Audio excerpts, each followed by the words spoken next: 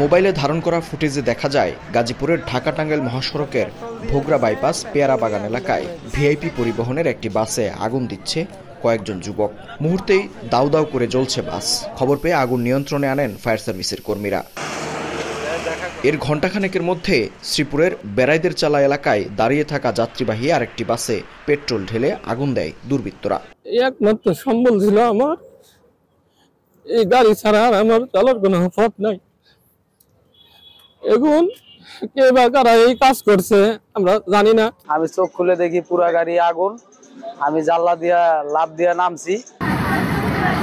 অন্যদিকে মঙ্গলবার রাত 10টার দিকে একই জেলার নবীনগর চন্দ্রা মহাসড়কের পানিশাল এলাকায় মোটরসাইকেলে করে দুই ব্যক্তি বাসে কেরোসিন ঢেলে আগুন ধরিয়ে দেয়। এ সময় বাসের ভেতরে পরিচ্ছন্নতার কাজ করছিলেন দুই শ্রমিক। তাদের চিৎকারে পাশের সিএনজি স্টেশনের কর্মচারী ও এলাকাবাসী দৌড়ে এসে ঘণ্টাখানেকের চেষ্টায় আগুন নিয়ন্ত্রণে আনেন। ঘটনার পর এলাকায় আতঙ্ক বিরাজ করছে।